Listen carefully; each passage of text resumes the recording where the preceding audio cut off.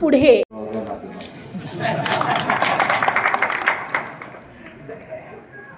आता बाजार समिती आपल्या ताब्यात असल्यामुळे कळतंय ना उलाढाल. त्यामुळे उभं त्या बाळासाहेबाला गरीब म्हणण्यात काय अर्थ, पण ती बी तसं गरीबच म्हणावं लागत. भाऊ किती देतोय किती नाही काय नाही.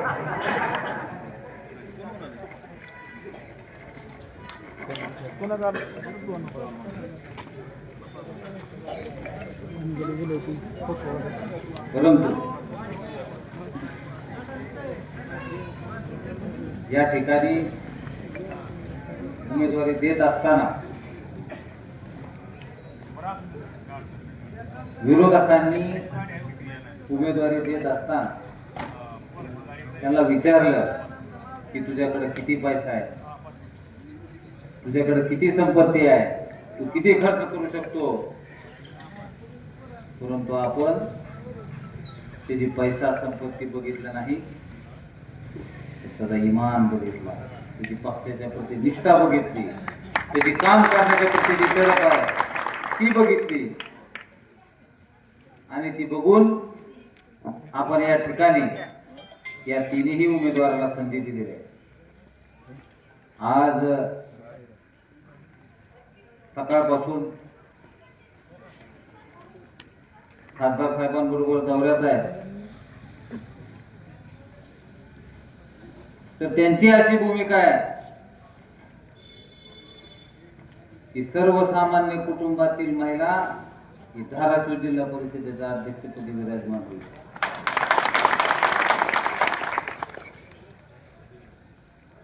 आणि त्यांची भूमिका असताना काय सांगावं, तुम्ही बाळासाहेबाला जर निवडून दिलं तर बाळासाहेबांची लॉटरी लागायला अडचण नाही. म्हणजे आपण मतदान करत असताना हा विचार घेतला पाहिजे की आपण आपलं मत हे कदाचित होणाऱ्या जिल्हा परिषद अध्यक्षाला तर देत नाही. त्याच्यामुळं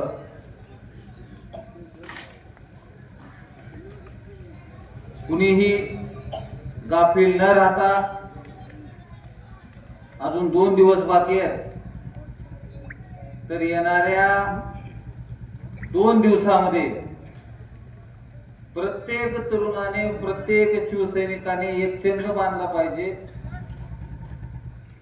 की आपले उमेदवार तिन्हीचे तिन्ही कसे निवडून येतील. आणि त्या पद्धतीने आपण सगळ्यांनी जर प्रयत्न केला तर ही निवडणूक खूप अवघड नाही आपल्यासाठी. कारण की आपण आपल्या पार्टीकडून काम करत असताना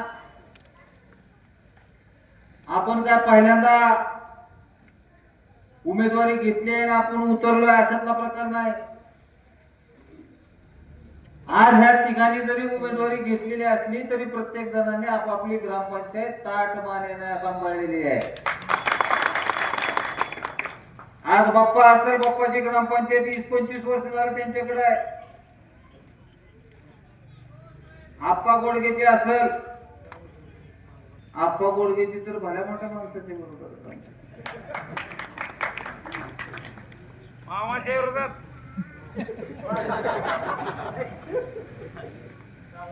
त्याच्यामुळं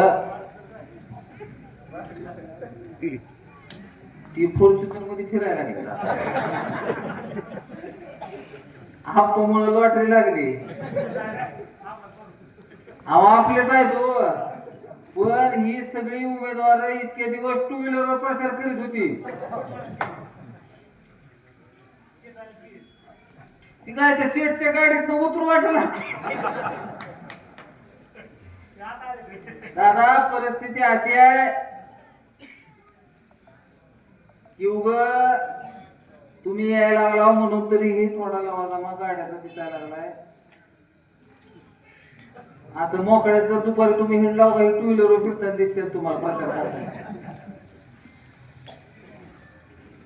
सांगण्याचं तात्पर्य एवढं आहे की सर्वसामान्य घरातील कुटुंबातील शेतकऱ्याच्या पोरांसाठी आपण ही उमेदवारी दिलेली आहे. आणि तुम्ही इतके दिवस विरोधकांना संधी दिलेली आहे. तर मायबाप जनता, मला तुमच्या समोर एकच विनंती करायची आहे की तुम्ही यांच्यावरती विश्वास ठेवून बघा की नक्कीच त्या संधीचं सोनं केल्या बगर ही तिघही जण राहणार नाही.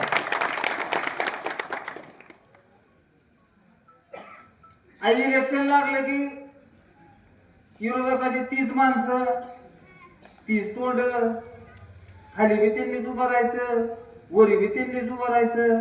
आम्हाला गोरगरिबाने काय मारायचं का?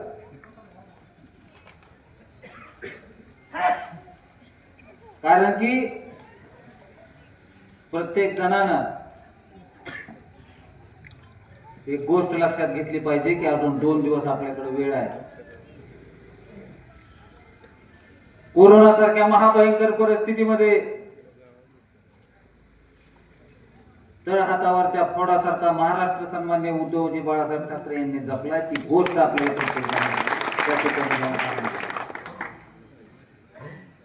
महापुरासारखी परिस्थिती आपल्या तालुक्यावर निर्माण झाली त्यावेळेस आपला खासदार घरात न बसता आपल्या खांद्याला खांदा लावून उभा होता. ही गोष्ट प्रत्येक जणांनी बरोबर. आणि फक्त आपण एवढ्या वर्ष थांबलेलो नाही तर आदरणीय खासदार साहेबांच्या माध्यमातून आपल्या ग्रामीण भागातील सगळ्यात मोठी अडचण आहे ती लाईटची. आपल्याला कर्ज काढावं लागतं ती फक्त लाईटीमुळे. आपला पाणी पुरवठा व्यवस्थित होत नाही, आपली पिकं उपदारी येत नाही. परंतु सन्माननीय धाराशिव जिल्ह्याचे खासदार ओम प्रकाश राजे निंबाळकर साहेब यांच्या माध्यमातून आपण खसापुरी आणि आनाळा या दोन्ही गावामध्ये 2 नवीन सबस्टेशन उभारण्याचं काम या ठिकाणी करणार. आणि हे 2 सबस्टेशन जर झाले तर तुमच्या पूर्ण जिल्हा परिषदचा ताण मिटलेला असेल. कारण की मी इथला स्थानिक रहिवासी आहे, मला माहिती आहे. 5 पिंपळा सबस्टेशन वरनं 5-7 गावं चालली, खसापुरीवरनं आंदोला राबरी ही गावं चालली, त्या आनाळा सबस्टेशन वरनं हे तुमचं कंडारी बिंडारी चाललं. सोनारीवरचा लोड कमी झाला, सोनारीचा ताण मिटला ना आपल्याला किती ताण मिटला. म्हणजे सगळ्यात महत्वाची आपली असणारी लाईटीची समस्या ही निश्चित रूपाने येत्या 1 वर्षाच्या काळामध्ये पूर्ण होईल. आणि ज्या गोष्टीचा उल्लेख बाळासाहेबांनी केला, बाळासाहेब आता तुम्ही जिल्हा परिषदला उभा व्हा. तुम्ही खासदार साहेबांकडे मागत असताना काहीतरी मोठं मागितलं आणि सभागृह ही चलत चलत घेऊ. गाडीत बसल्या बसल्या एखादं पत्र काढलं तरी सभागृह. त्यामुळं मी जास्त काय बोलणार नाही. दादा सारखं खाल्लं वर बघायला लागले किती वेळ बोल. कारण की आम्हाला अजून 2 ठिकाणी सभा घ्यायच्या, परंतु दादांची सभा या ठिकाणी होणं गरजेचं होतं. आणि आजची सभा बघून निश्चित रूपाने विरोधकांची झोप उडल्या वगैरे राहणार नाही. आपला विजय आज निश्चित झालेला आहे. परंतु कुणीही गाफील न राहता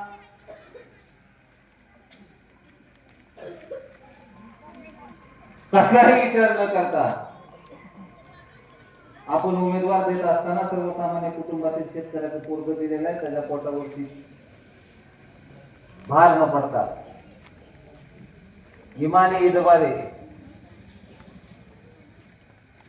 ज्या पद्धतीनं आपण आपल्या स्वतःच्या घरातल्या उमेदवारासाठी काम करतो त्याच पद्धतीचं काम येत्या 2 दिवसात आपल्याकडून करावं अशी आपल्याकडनं अपेक्षा व्यक्त करतो. आणि या 3ही उमेदवाराचं चिन्ह हे मशाल आहे.